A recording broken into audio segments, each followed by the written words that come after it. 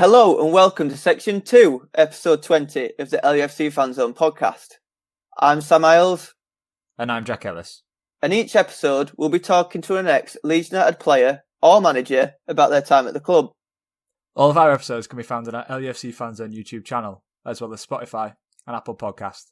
And last episode was the first section of Episode 20 with Jonathan Woodgate, who spoke to us about winning the FA Youth Cup in 1997 with the squad consisting of Paul Robinson, Harry Kewell and Stephen McPhail, just to name a few, as well as breaking into the first team squad aged just 19, as well as some of the off-field problems he encountered at the club, such as his ongoing court case during the early 2000s, and how he dealt with the tragic events in Istanbul the night before the UEFA Cup semi-final against Galatasaray. This section, Jonathan speaks about Leeds' European adventure in 2001 and reaching the Champions League semi-final against Valencia, as well as his departure to Newcastle to generate some funds for Leeds' financial trouble after the side crashed out of Europe. Woody also speaks about his time in management and coming up against Marcelo Bielsa as Middlesbrough boss last season, and he also answers your 4 questions at the end of the show. Leeds finished third in the Premier League that season, which meant the side qualified for the Champions League for the upcoming 2000-2001 season, which was a huge achievement. And despite once again spending a lot of money on new players, the Premier League form wasn't the best, with Leeds sitting 12th in the Premier League in the new year. And the same can't be said about the run in the Champions League. After overcoming 1860 Munich in the qualifying round, Leeds were drawn in a first-round group consisting of Barcelona, AC Milan and Besiktas. Could it have got much tougher than that? Couldn't believe it when the draw came out. But the funny thing is, you win that, you get out of that group, and you don't even have the group. Yeah. Getting that draw, we couldn't wait. We couldn't wait to play some of them games. But like I said, going back to Turkey, to Galatasaray playing Besiktas, didn't sit really well with us. Do you know what I mean? I know it's a different set of fans and they're against each other, but it's still that same area. But what a group to get drawn in for the Champions League. We were all delighted with it, to be honest. First game was Barcelona, we got beat 4-0, didn't we? Yeah. And Leeds also progressed through the second group stage and bet Deportivo in the quarterfinals and advanced to the semi-finals, where Leeds were drawn against Valencia. It was a huge achievement for Leeds to even get that far in the competition, but after drawing 0-0 at Ellen Road in the first leg, how optimistic were you that Leeds could go to Spain and beat Valencia and maybe go even all the way and win the competition? Well, I think we were confident, and we always, with football, it's one step at a time. So we were confident we could go and win the game in the Mestalla, but they were a top team, by the way. In my view, we got worked that game. With Mendieta in the team, he was pulling the strings, Kili Gonzalez on the wing. They were a really, really top outfit. I think it was Baraka and Albel that played. They were, again, 2 top midfielders. We didn't get going really and got well beat on the day 3-0. But, after you jumped a bit from the first group stage. After you win the group, you go into another group, so it's another 4 games. Yeah. And we had Real Madrid, Lazio, and who was the other one? Real Madrid, Lazio, I can't remember the other one. Be on your screen. Again, you played against Barcelona in AC Milan, then you go to play Real Madrid and Lazio. Yeah, it's just couldn't believe. That's one of my best games I played for Leeds, actually, against Lazio away. Yeah. One of my best ever games. In that first group stage, Leeds went to the San Siro, of course, to get the 1-1 draw thanks to Don Matteo's header, and you missed that game through injury, I think. But what was that night in Milan like? First and foremost, I was absolutely devastated to win the game, to be injured going to the San Siro. But Dom popped up and what a header. I think it's still famous now with Leeds, with all the Leeds fans, isn't it? Oh, yeah. We still sing it, yeah, of course we do, yeah. And what a brilliant night. What a brilliant night for the Leeds fans. Even when they went away to Lazio, after the Lazio game, we all come out the tunnel and started doing a sing-song with the Leeds fans. Yeah. Honestly, it's on YouTube somewhere where you see or a documentary or something where the Leeds fans are singing, and we've come out and singing all the Leeds songs. It was brilliant. What a moment.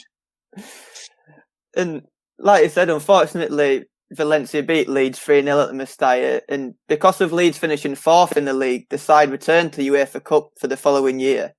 But in that next season, Leeds continued their amazing league form from the back end of the previous campaign and lost just twice between the first match of the season against Southampton and the 1st of January, meaning that Leeds had lost just 4 times in the Premier League in the calendar year of 2001. You didn't feature as much for Leeds that year because of injury. However, halfway through the season, when Leeds had just finished that great run, what were your feelings about Leeds winning the league again compared to the previous season because of that fantastic run?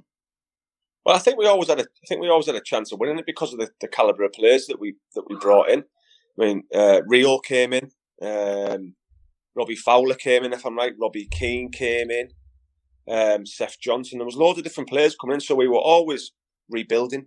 And I think that's important. You do that. So I always thought we had a chance of doing it. I didn't think we'd fall short like we did in such a way because we had a really good group and a good team. And because the side got knocked out of the UEFA Cup in the fourth round to PSV and got beat to Cardiff in the FA Cup third round and went out of the League Cup in the second, in total, Leeds had 10 less games that season compared to the previous campaign. And obviously you want to win every single match, but how much did playing less fixtures and especially less European football allow you to concentrate more on the league and the Premier League? Yeah, but as young players, you just want to play a game. If it was me, I'd love to play Saturday, Wednesday, all the way through the season because it's just game after game after game, and you get a routine going in your play, and you get more of a routine with your players, and because we had a big squad at that time, we can sort of rotate and bring different players in. Not one of my regrets is, but I wonder if David O'Leary regrets playing weekend sides in League Cups or in FA Cups or whatever, because for me, try and win every trophy you can. And the League Cup's probably one of you get a bit of an advantage because the bigger teams are sometimes resting the players and you've got a chance to win. And if we'd have brought Silverware well and Road, it'd have been marvellous. So that's not so much my regrets, but I wonder if the managers regret that, not playing them really good teams. Yeah. Got a chance of winning them. Going out in the second round of the League Cup. Yeah. Who do you got? I think it was Liverpool. At Ellen Road, which is fair enough, but Cardiff, yeah. I know what the team was on that day. Do you know what I mean? Like, why didn't we win when we should have?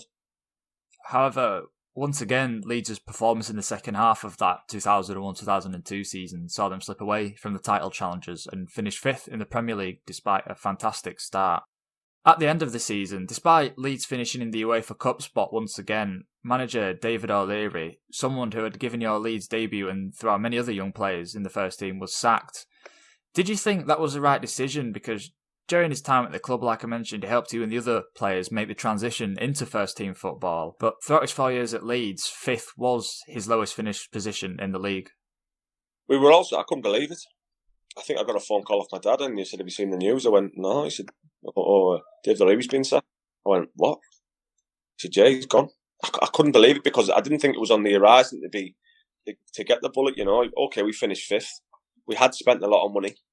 That's a fact. But I was really surprised, and I was good because he did give me my debut.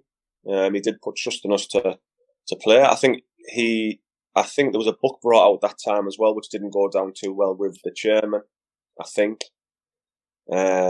So I think that had something to do with it as well, really. But yeah, shocked. Really shocked. And the managerial change seemed to be the start of the decline for Leeds, both on and off the pitch. On it, Terry Venables was David O'Leary's replacement, someone who had joined Leeds with a vast amount of managerial experience, having managed at England, Tottenham, and even Barcelona prior to his arrival at Ellen Road. But what did you make of that appointment, and how did he differ from David O'Leary? Oh, I couldn't believe it. I was like, oh my God, Terry Venables, fantastic manager. I was thinking to myself, I want to work with one of the best managers here. He's going to bring me on even more than I am now. I want to get even better and better and better working with this top manager. In my view, the brochure was totally different to what he was given. He said he must have been sold the best holiday in the world, and it turned up to be an absolute cabbage patch, if you know what I mean. Yeah, I'm with you. Ferdinand was leaving. Yeah, he was going to Man United. I was going to leave in January, which he couldn't do nothing about. There was other players leaving left, right and centre. So he must have been thinking, what is happening? He's turned up with a squad, being in the Champions League the season before, UEFA Cup finishing 4th and 5th. and it's all getting pulled from underneath his feet. I bet he couldn't believe it, but he had an aura about him, and the way he treated players was great. You know, his man management skills with the younger players and myself in particular was very, very good. And I really enjoyed working with him. I just got it. Only lasted for 5 or 6 months before I went to Newcastle. That was the biggest thing. And, you know, I know he got sacked in the end, but for me, that 6 months I had with Terry Venables was top draw, and I learned so much during them 6 months. Some things I still think about now when I'm coaching. So I take it you had a good relationship with Terry Venables, because we've spoken to Olivier Decor on a previous episode, and I'm sure you well know what his opinions are of Terry Venables. But I take it you had a good relationship with him? Yeah, really good relationship, but different players are different, aren't they? Oh yeah, definitely. Different players and they see different points of view. And, you know, I don't know how many times Olivier played under Terry, or did we need to sell Olivier to get him out, or Terry had to do the hard work to get him out, if you know what I mean. Sometimes in football clubs there's different things going on that the fans don't always see. So was Terry told that Olivier had to go, or did he have to make him go? Who knows? Maybe that's why Olivier doesn't like him. I'm not I can't speak for Olivier. Yeah, definitely. But off the pitch, it was beginning to be clear that Leeds' financial problems were getting worse and worse and starting to affect the first team squad. And at the start of that 2002-2003 season, Leeds failed to spend the money that they had in previous years, and instead sold 2 valuable players in the summer transfer window, losing Rio Ferdinand to Manchester United for 30 million, which at the time was a British transfer record, as you probably know, and Robbie Keane to Tottenham for 7 million. Although they were 2 huge losses, how much did that effect feel on losing them that season, which proved to be a hugely different campaign compared to the previous years under O'Leary? Yeah, when you're at a club like Leeds and you're striving to be the best, you've been challenging the seasons before, and you lose one of your best players, you think, which direction this club is going in? Is there an underlying problem? Obviously there was, they needed the money. But if you were a club challenging at the top, you wouldn't sell Rio Ferdinand. You just wouldn't. You wouldn't do it, and you wouldn't sell Robbie Keane. That's what happened. I remember thinking to myself, well, what direction the club are going in, and I'm sure a lot of the fans are thinking this. And I'm sure Terry Venables thought exactly the same. When you sell your best players, then it's going to be tough to get back in the top 4. But we didn't reinvest, did we? So we obviously needed the money. Yeah, and that season was a stark contrast to the previous campaign. And at the start of December, Leeds were in 16th position and dangerously close to relegation compared to the previous year when they were fighting for the Premier League title. Like we said, there were the sale of Ferdinand and Keane, but do you think them 2 departures were that pivotal for Leeds' transformation on the pitch and how they declined? Well, I think it sends a mindset. Don't get me wrong, we should be doing better as players. A lot better. You can't always put the blame at the managers. It's the players who need to do more. And us as players take responsibility. You need to do more on the pitch. At times it didn't work. But like I say, when you lose a lot of top quality players, and your mindset can go a bit, then you can find it difficult. And by January, Leeds were still struggling on the pitch in Europe and in the Premier League, getting knocked out of the UEFA Cup by Malaga in the 3rd round and continuing to sit close to the relegation zone. And off the pitch, the club were continuing to struggle too. And in January 2003, after 7 years and over 100 Premier League appearances with Leeds, you were sold to Newcastle for a reported £9 million. How did that transfer work for you? Because you were one of Leeds' best players, despite still being 22 and 23. But it was Leeds wasn't it? Pardon? The bargain, $9 million. Bargain. But how did it work for you? Because Leeds was struggling in the league, but was it a case of Leeds needing to sell you for financial gain, or part on your side to get a new challenge because of the way Leeds were going? No, I didn't want to leave Leeds. I've always said that I never wanted to leave Leeds. It's something that I didn't want to do. I remember getting told that, listen, you've got to go. I didn't want to go. I said, well, the club could go under if you don't go. I think it was towards I think it was on the last day, wasn't it? Yeah. So I knew what they were doing because they knew the situation Leeds were in. That's why they bid a low number in 9 million. And Leeds had to accept it, and I had to go, unfortunately. I didn't want to leave. But it's one of them things you've got to do to try and save the football club. I was going to a team which was on the up in Newcastle, a manager who was Bobby Robson, who got into the semi-final of the World Cup, and it was renowned again, a top manager who managed in Barcelona and Porto, and being hugely successful. So I had to make the move. But let me tell you now, I didn't want to leave Leeds. And it was also reported that Leeds manager at the time, Terry Venables, was unaware of the club's plans to sell you, and that he told Chairman Peter Ridsdale that if you were sold, that he was planning to walk away from being manager of the club. Was that something you were aware of? Only afterwards. Only afterwards. Like I said, I don't think Terry got sold the real brochure, really. But I heard that afterwards that he was going to walk away. If I was sold, I don't think he knew anything about it, to be honest with you. Despite Venables' threats, you were eventually sold to Newcastle, and you had a large chunk of your career ahead of you. From Newcastle, you made the huge move over to Real Madrid in 2004 before returning to England and retiring at Middlesbrough in 2016, aged 36. However, after your career, you took up a role with Borough's coaching team in June 2019. Following the departure of Tony Pulis, you took up your first role as first-team manager at Middlesbrough. And, of course, at your time at Borough, you were in the Championship with Leeds, and you made your return to Elland Road to manage your side in November 2019. What was that like for you, returning to Elland Road, but in the opposition dugout instead?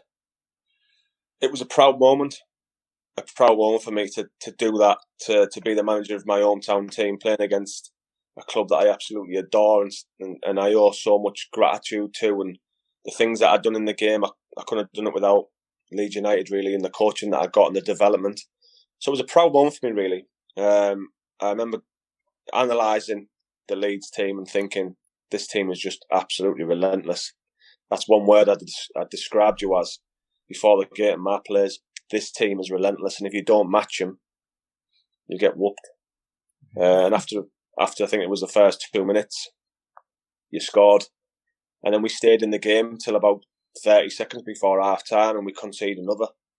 And then it's difficult. So you're going in, instead of 1-0 down, you're going in 2-0 down at half time. And then, with the fans and how Leeds played at the time, it's difficult to get back in the game. We lost the game 4-0. But let me tell you something. The reception I got from the Leeds fans in that game was unbelievable. It sent shivers down my spine. I'll be honest with you. We were getting beat, and I was humiliated, and I hated every minute of it because we were getting beat, and I hate getting beat. But the reception the Leeds fans give me was something that'll never leave me. It was that special to me. Obviously, I was devastated. I couldn't clap or salute and say thank you because we were getting beat at the time. But that'll always live with me. That. And like you said, Leeds won the game 4-0. And also won the return fixture at the Riverside 1-0 in February with Marcelo Bielsa as Leeds' head coach, as you would have known. Did you have a chance to speak to Marcelo at all during the match or after or whenever, really? Yeah, I spoke to him. After the match on both occasions. He just said to keep on going, do what you believe in. And that stood with me, really, of what the type of manager he was. The first time we played him, I was coaching with Tony Pulis, and he come into the office after the game and he brought this big, massive booklet in, about that thick, full of formations that we played, substitutions we make on certain minutes. So he knows what moves you're going to make, which players he brings off. Does he put a right back and a right winger, or a right winger on the left hand side? What does he do? So he gave me all this. He gave me this file, so I was straight away, I'm having that. But I spoke to him a bit in Spanish as well. I can speak a bit of Spanish, so I had that conversation with him in that as well. But he's a manager who plays like you want your teams to play, week in, week out. I bet you're getting beat 6-2 by Man United, don't you? Yeah. You had some chances in that game. Yeah. I tell you what, you had a right go. And I suppose that's what every fan wants to see. My team having a go.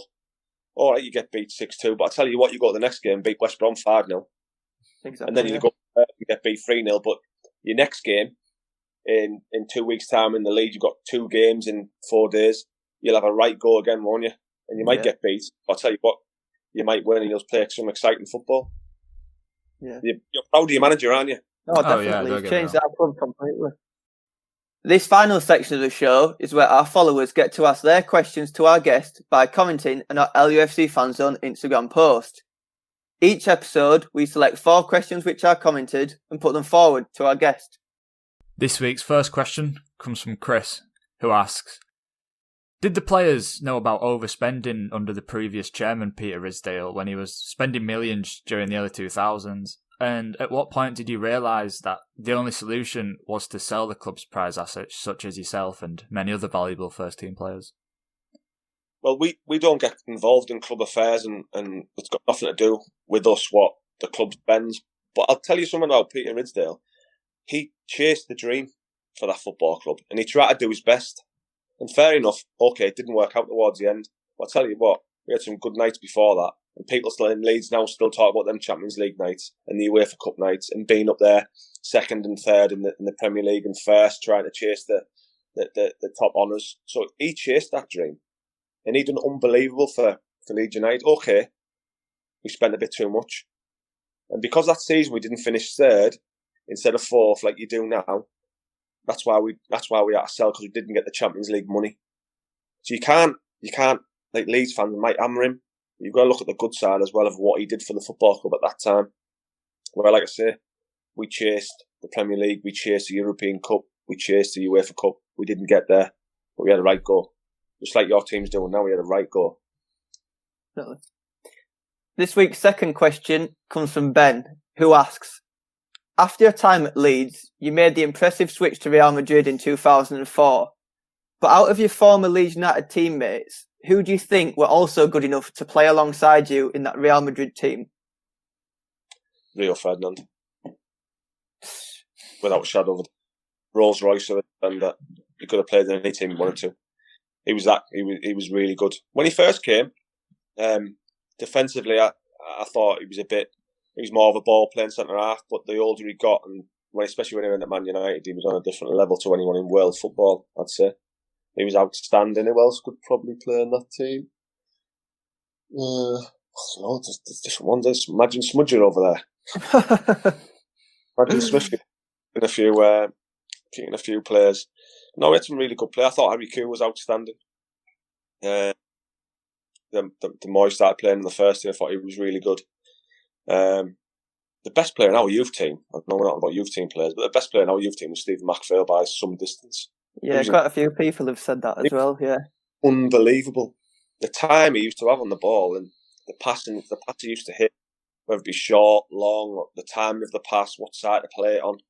He was an incredible player. Incredible. I just don't think he had the speed to really go through the Premier League, because them days you need power, like what Steven Gerrard had. If he had Steven Gerrard's pace, then he'd have been on a different level. Yeah.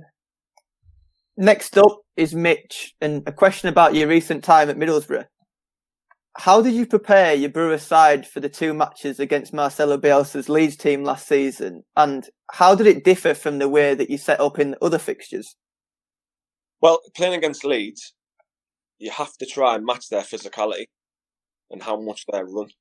And it is difficult to put up a team against them, because they are just, like I say, relentless. So there's a lot of work done on the training ground of how you want to play. Do you go with a back 4? Do you go with a back 5? We went with a back 4 on the day. But like I say, we were well beaten on that day. But at home, I thought the home game we were good, and I thought we played really well in that home game. So like I say, also it depends on time of the goals. Second minute, you score, and last kick of the game in the first half is an absolute killer. So the game might have been a bit more tight if we didn't concede that second goal, but we were well beat. And this week's final question comes from Andre, who asks, what was your favourite memory in a Leeds United shirt? Best memory was got to be my debut. My debut, I know it's the boring answer, but my debut, playing away at Lazio, singing with the fans after the game, my first goal against Chef Wed. Lessons I learned from that club, really. I was there the 14-year-old all the way till I was 23-year-old. You know, I'd learned so many lessons from the football club itself and the coaches. You know, the upbringing I got from a lot of them coaches are lessons that I still teach my kids now of different things that we learned at that time. Yeah, I'll keep on going on. I could talk all day with you about football. I remember when we used to stay in digs. I remember we had the housekeeper called Pete Gumby and his wife Maureen. Every morning, without fail, he used to be on our door at 8:30, knocking on the door, and we had to stand at our beds, seriously, like the army, and he'd come in. Is your bed made? Is your bed made? Every day without fail. If there's anything on the floor, you like hoover up now. So that was instilled into us from an early age when we were 16-year-olds. So now, every morning I'll go into my son's room. Is your bed made? Little lessons that you pick up, you teach your kids. So I'm just thankful of what Leeds United done for my career and for me as a person. Really, incredible football. And that ends today's episode. Thank you to everyone for sending your questions, and thank you so much for your time, Jonathan. It's been great having you on the show. No problem, lads. We'll be back next week with another guest. Stay tuned for the post over on our LUFC Fans Zone Instagram later in the week. Thanks for listening.